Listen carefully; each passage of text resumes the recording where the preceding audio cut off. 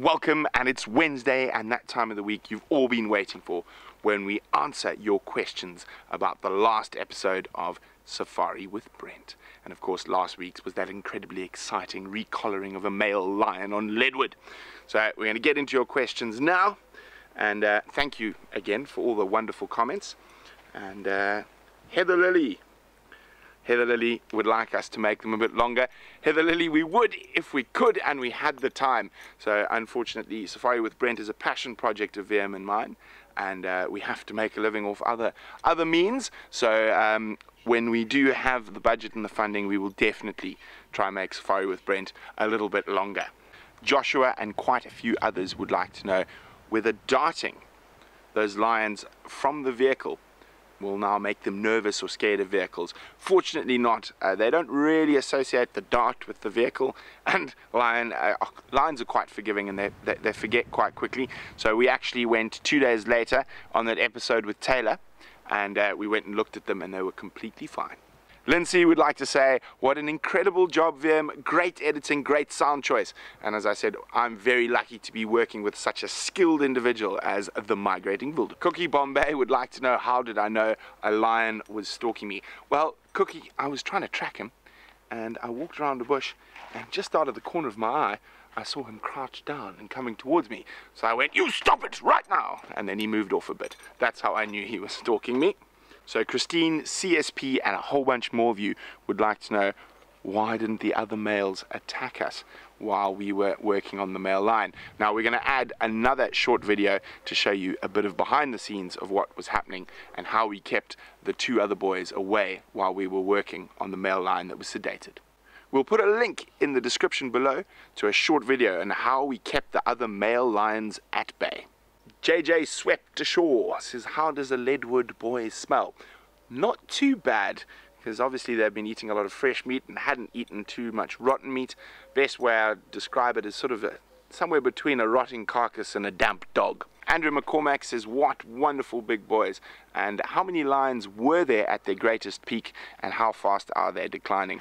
Well, it's very difficult to get exact numbers on their greatest peak, Andrea, but in the 70s there were over 100,000 lions, and in terms of how fast are they declining, it's very difficult for us to predict in certain parts of Africa because we just don't have information coming in. But the biggest threat to wild lions in Africa is not trophy hunting, but it's actually the spread of livestock, and the people with livestock defending their livestock against those lions, because they use methods such as poisoning, and they'll poison a carcass, and that not only affects lions but vultures, hyenas, leopards, and a whole host of other species. Ahmed Ali says, can they not return to the Sabi Sands to fix the Mangane lion? No, they can't. It is a very different situation there. There you have a natural free-flowing population of lions, and lions killing other lions, or lions getting injured or getting diseases such as mange and white muscle disease is part of that ecosystem controlling the numbers of the lions so they don't get too big. So in an area like Kruger, which the Sabi Sands forms part of, it is incorrect to start interfering with those lions. We need to let that take its course. The Matana says this is such an important part of conservation, and does this mean lions are now on the endangered list? They are not. They're on the threatened list. They're not critically endangered yet. You have large populations of lions that are still very genetically healthy throughout Africa. In particular, in southern Africa, we're very lucky. We've got a few areas, Greater Kruger, Hluhluwe, Mfolozi, and then the Tuli, Limpopo, Mapungubwe complex, and then obviously into the Kalahari National Park, Botswana, Central Kalahari, up through into the Delta, Chobe, Zimbabwe. Southern Zimbabwe's got really good populations of lions. So does northern Zimbabwe, Wangi, going further into Zambia, Tanzania, and Kenya. So at the moment, the lions are still under threat, but there are viable populations that we could recover the species from. So they're not endangered yet, that they are threatened. Kadria says, I noticed the vet was giving the lion some shots. What were they? Well, unfortunately, I'm not going to tell you what exact drugs we were using on the big cats, and it's just one of those things we just don't like to talk about too much. But I can tell you one of the shots you saw the lion getting was just a general purpose antibiotic. Now, when the vets dart any wild animals to help them with the darting process, etc., it's just sort of standard practice to give them a general shot of antibiotic. Dulsurf 71 says, I understand the need for fenced conservation areas, but how do you control the predator population with no other predators coming in? Now, in these situations, unfortunately, you have to manage. So at a certain point, once these boys have had X amount of cubs and it looks like they're going to start mating with their daughters or granddaughters, you will either introduce new male lions to come in and younger male lions to come in and fight with them and kill them, so to maintain a natural system, or if there are other reserves that need new genetics, you would swap the males from there to create new genetics. That would mean, however, that new males coming into areas would kill the cubs of the pre-existing males. But remember, that is natural in lion behavior, so it is not something to be frowned on. It is very difficult to watch. We all know that, having watched it many times, but it is nature taking its course. That male lion was massive! How much bigger will it get? They are incredibly big boys already. I would guess he was around 200 kilograms. I think once they're fully grown in 2 years or so, probably be closer to the 225 kilogram mark. Never too late. Amazing to see the size of that young male lion. How big will he get? Now, as I say, he is only 31 months old. I'd guess he's around 200 kilograms. And I'd say when he's reached his mass size in about 2 years, he's probably going to be around 220 to 225 kilograms, which is enormous for a male lion in this area, where your average weight is about 210 at adulthood. Barbara Russell says, I love these gorgeous boys, looking forward to seeing them in the future. Just a quick question, why was the lion darted so close to the cliff? So Barbara, when he was originally darted, he wasn't that close to the cliff, and what happened is that impala carcass that we had put out was stolen by one of the other male lions, and to get away from his brothers he ran towards the cliff, and the male lion with the dart followed him, and obviously the dart started taking effect and he nearly went over. Deanna and quite a few other people are wondering why we don't use any medical or surgical gloves while we were working on the lion, as lions have lots of nasty parasites, as I've mentioned many times. Well, in those situations, we don't normally use gloves because we need to react quickly, and also when dealing with a lion that surgical glove is ripped apart on a blade of grass, you're not dealing with a nice, easy, clean system, and there's thorn trees, bushes, stones all around. And also, if you're careful and you just clean your hands properly with the correct solution afterwards, it's not a problem. And the vet we were working with, Dr. Pete Rogers from ProVet, is one of the most experienced vets in the country. Can you believe my dad and him were the first people to transport elephants on their side when they escaped Pinda in the early 90s after everyone said they couldn't do it. So that's how long we've known Pete Rogers, and I promise you we were all completely safe not wearing gloves. Noel Sewell is asking sort of two questions. One we covered earlier is whether they will be scared of vehicles after the darting, which we said no.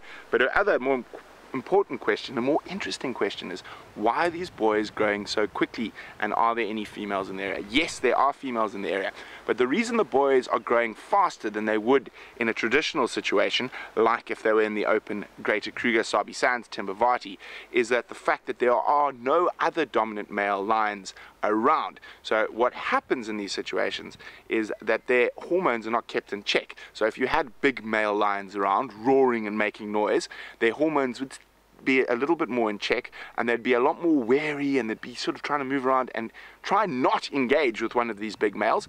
So because they do not have that competition, it's enabled their hormones sort of to just keep going, and that's caused them to grow to almost full adult size very quickly. Another quite common question is, everyone seems to think that the medication took a long time to kick in. Chris, it didn't. What happened is that male lion moved to the edge of the cliff, so normally we would have waited a lot longer until the medication had taken its full time, but that was probably only about 3 minutes after the dart went in. Normally we wait 5 to 6 minutes before starting to work on the animal, but because he was right on the edge of that precipice, we had to take action early. Caleb Wilson and a bunch of others were worried that I was going to hurt the lion while I was pulling it by the tail, whether we're going to dislocate his tail. I guarantee you, when he gets into fights with other males that grab him by the tail, or a hyena grabs him by the tail, it'll be a lot worse than when we were pulling him. And also, if we didn't pull him by the tail, there was a 15-meter drop, which I'm sure would have been much worse for him. But no, we checked him out. There was no injury to his tail. There was no dislocation. You must remember, these animals are just pure muscle. muscle. Even that tail, if you held it, it was so much muscle around it. So no, we did not dislocate the poor lion's tail while pulling him away from the 15-meter cliff. Hello, Cheryl Simpson in Canada. Cheryl is saying, those collars are so big and bulky when you can get tracking devices and implants for pets in the US and North America that are much cheaper and would maybe work better. So unfortunately not. You got to remember, a big male lion is even having serious fights with his pride and with the other males in his coalition over a meal. And a lot of the stuff that's designed for pets, even under the skin implantations, would be broken by a small swat.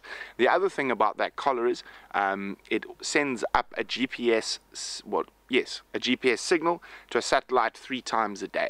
And it requires a battery. So the big part of that collar is actually the battery that powers that collar for 2 years.